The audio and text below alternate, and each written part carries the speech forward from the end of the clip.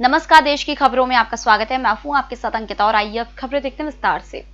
मध्य प्रदेश उपचुनाव और बिहार विधानसभा चुनाव में शर्मनाक प्रदर्शन के बाद कांग्रेस में घमासान मचा है। बिहार और अन्य राज्यों में हुए उपचुनाव में पार्टी की दुर्दशा पर वरिष्ठ नेता कपिल सिब्बल ने सबसे पहले आवाज उठाई। उन्होंने कहा, लोगों ने अब कांग्रेस पार्टी को विकल्प के रूप में देखना बंद कर दिया है। यही नहीं, पार्टी के आला नेता ने भी एक सामान्य बात मान लिया है। सिब्बल का यह बयान पार्टी के कुछ नेताओं को अच्छा नहीं लगा। इसके बाद एक अन्य घटनाक्रम में पार्टी अध्यक्ष सोनिया गांधी ने आज शाम 5:30 बजे पार्टी के वरिष्ठ नेताओं की बैठक बुलाई है। बिहार में सभी मंत्रियों के शपथ लेने के बाद अब नई कैबिनेट की बैठक मंगलवार को बुलाई गई है। वहीं विधानसभा का विशेष सत्र 23 नवंबर को बुलाया गया है। बता दें कि राजभवन में हुए शपथ ग्रहण समारोह में नीतीश कुमार के अलावा 14 नेताओं ने राज्यपाल के समक्ष शपथ ली। नीतीश ने सोमवार को यहां बिहार के मुख्यमंत्री पद की 7वीं बार शपथ ग्रहण की। राजभवन में आयोजित समारोह में राज्यपाल फागू चौहान ने कुमार को पद और गोपनीयता की शपथ दिलाई। नीतीश कुमार के साथ भाजपा के 7 मंत्री, जेडीयू से 5 मंत्रियों और हम पार्टी और वीआईपी पार्टी से एक मंत्रियों ने शपथ ली। वरिष्ठ भाजपा विधायक नंदकिशोर यादव बिहार विधानसभा के नए अध्यक्ष होंगे। सूत्रों ने बताया कि पटना साहिब से 7वीं बार विधायक चुने गए नंदकिशोर यादव को उनकी पार्टी के नेतृत्व ने इसकी सूचना दे दी है। उन्होंने बिहार में पूर्ववर्ती राष्ट्रीय जनतांत्रिक गठबंधन की सरकारों में मंत्री के रूप में कार्य किया है। वहीं पिछली सरकार में पथ निर्माण विभाग के मंत्री थे। सूत्रों के मुताबिक सदन के अध्यक्ष का पद राजग गठबंधन के भीतर बनी आपसी सहमति के अनुसार भाजपा के खाते में गया है। लोक जनशक्ति पार्टी के अध्यक्ष चिराग पासवान ने नीतीश कुमार को मुख्यमंत्री बनने पर बधाई तो दी, लेकिन साथ में उन पर तंज कसना भी नहीं छोड़ा। उन्होंने ट्वीट कर कहा, उम्मीद है आप एनडीए के ही मुख्यमंत्री बने रहेंगे। नीतीश ने 2015 का विधानसभा चुनाव राजद और कांग्रेस के साथ मिलकर लड़ा था, लेकिन करीब 20 महीने तक महागठबंधन सरकार का नेतृत्व करने के बाद उन्होंने दोबारा भाजपा का हाथ थाम लिया था।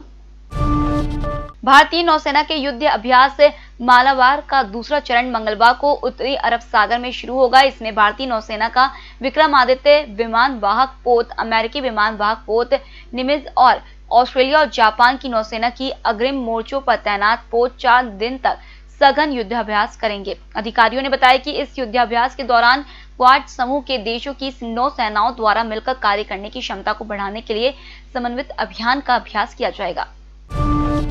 राष्ट्रीय राजधानी में कोविड-19 के मामलों में वृद्धि के मद्देनजर यह विचार किया जा रहा है कि अलग अलग शीतकालीन और बजट सत्र के बजाय एक बार ही संसद के विस्तारित सत्र का आयोजन किया जाए।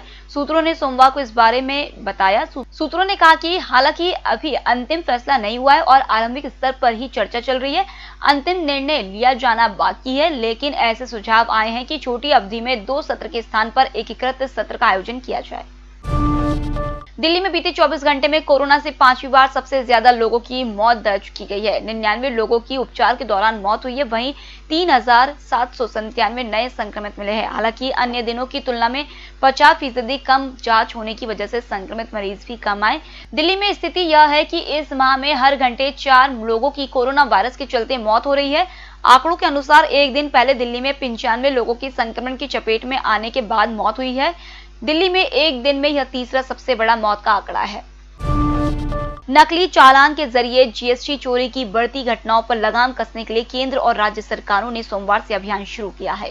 इसके तहत धोखाधड़ी जांचने के लिए जीएसटी पंजीकरण रद्द करने की प्रक्रिया को और प्रभावी बनाया जाएगा। जीएसटी परिषद की विधि समिति ने बैठक के बाद पंजीकरण प्रक्रिया और सुदृढ़ बनाने पर सहमति जताई। सूत्रों का कहना है कि फर्जीवाड़ा रोकने के लिए वित्त मंत्रालय कानून में बदलाव भी कर सकता है। नए पंजीकरण के साथ इसके निलंबन के नियमों को भी सख्त बनाया जाएगा। सुप्रीम कोर्ट ने एक बार फिर से दोहराया है कि वह सेना या सशस्त्र बलों में पोस्टिंग से संबंधित मामलों में दखल नहीं देता है। शीर्ष अदालत ने कहा है कि यह सही है कि लद्दाख, अंडमान व निकोबार व पूर्वोत्तर राज्य आदि कठिन क्षेत्र हैं, लेकिन किसी न किसी को तो वहां तैनात करना ही होगा। जस्टिस डीवाई चंद्रचूड़ की अध्यक्षता वाली पीठ ने याचिकाकर्ता कर्नल से कहा, आपको अपनी पोस्टिंग को लेकर शिकायत हो सकती है, लेकिन सेना में पोस्टिंग एक ऐसा मामला है जिस पर हम दखल नहीं देते। लद्दाख, अंडमान निकोबार, पूर्वोत्तर राज्य कठिन इलाके हैं, लेकिन वहां भी किसी न किसी को तो तैनात करना होगा। पंजाब में बीते 50 दिन से चले आ रहे किसान आंदोलन के चलते रेलवे को 1670 करोड़ का नुकसान हुआ है। यह नुकसान 1986 यात्री ट्रेनों और 3090 मालगाड़ियों को रद्द करने की वजह से हुआ है। सूत्रों ने बताया कि फिलहाल ट्रेन सेवाएं राज्य में निलंबित रहेंगी। केवल मालगाड़ियों की बहाली के प्रदर्शनकारियों के प्रस्ताव को रेलवे ने सिरे से ठुकरा दिया है। प्रदर्शनों के चलते रेलवे को रोजाना माल भाड़े में करीब 36 करोड़ का नुकसान हो रहा है। 1 अक्टूबर से 15 नवंबर के बीच माल भाड़े में भारी नुकसान हुआ है। पद्मश्री विजेता भारती शिवाजी समेत देश के दिग्गज कलाकारों ने उन्हें आवंटित सरकारी आवास खाली करने के आदेश पर नाराजगी जताई है। कलाकारों ने कहा, सरकार के इस फैसले से वह अपमानित और दुखी महसूस कर रहे हैं। इस साल अक्टूबर में केंद्र सरकार ने पंडित बिरजू महाराज, पंडित भजन सोपोरी, जतिन दास, उस्ताद एफ वसीमुद्दीन डागर और रीता गांगुली समेत 27 कलाकारों को 31 दिसंबर तक दिल्ली में सरकारी आवास खाली करने का नोटिस दिया था। प्रसिद्ध मोहिनी अट्टम नर्तकी भारती शिवाजी ने कहा है कि आदेश से वह अब तक सदमे की स्थिति में है। हल्की बारिश और हवा के रुख में बदलाव से सोमवार को दिल्ली एनसीआर के सभी शहरों में वायु गुणवत्ता सूचकांक में बड़ी गिरावट देखने को मिली। राजधानी में 214 अंकों के सुधार के साथ वायु गुणवत्ता गंभीर से खराब स्तर में पहुंच गई। दिल्ली का वायु गुणवत्ता सूचकांक रविवार को 435 था, जो सोमवार को 221 रिकॉर्ड किया गया। नवंबर के पहले 16 दिनों में यह दूसरा मौका है जब वायु गुणवत्ता इतनी बेहतर हुई है। सफर का पूर्वानुमान है कि हवा की चाल थमने से 18 नवंबर को एक बार फिर वायु गुणवत्ता सूचकांक में गिरावट आ सकती है। कर्नाटक की राजधानी बेंगलुरु में हिंसा के मामले में वांछित कांग्रेस के पूर्व मेयर आर संपत राज को पुलिस ने गिरफ्तार कर लिया है। हिंसा में 4 व्यक्तियों की मौत हो गई थी। पुलिस सूत्रों ने यह जानकारी दी। संपत राज देवरा जीवनहल्ली नगरपालिका वार्ड से कांग्रेस पार्षद हैं और उन्हें बेंगलुरु से गिरफ्तार किया गया है। संपत राज एक निजी अस्पताल से फरार हो गए थे, जहां उन्हें कोविड-19 के इलाज के लिए भर्ती किया गया था। सीमा पर ही नहीं बल्कि साइबर सुरक्षा के दृष्टिकोण से भी भारत के लिए चीन सबसे बड़ी चुनौती है। राष्ट्रीय साइबर सुरक्षा समन्वयक लेफ्टिनेंट जनरल राजेश पंत ने कहा है कि वर्तमान परिवेश में साइबर हमले कई गुना बढ़ गए हैं। प्राइवेट सेक्टर के सबसे बड़े बैंक की ओर से सोमवार को आयोजित एक कार्यक्रम में राजेश पंत ने कहा कि हर दिन 4 लाख मालवेयर पाए जाते हैं और 375 साइबर हमले होते हैं। ऐसे अभूतपूर्व समय में भारत कोरोना और साइबर हमला जैसी चुनौतियों का सामना कर रहा है। जम्मू कश्मीर में गुपकर गठबंधन में कांग्रेस के शामिल होने पर भाजपा ने सोनिया गांधी व राहुल गांधी पर निशाना साधा। भाजपा ने इसे गुप्तचर गठबंधन करार देते हुए कहा कि इसका एकमात्र उद्देश्य अनुच्छेद 370 बाहर करना है, जो पाकिस्तान चाहता है।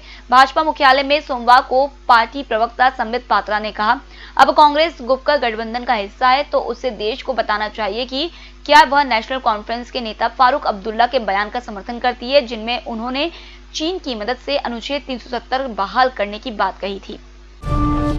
फिलहाल इस बुलेटिन में इतना ही। आप बने रहिए EMS टीवी के साथ। नमस्कार।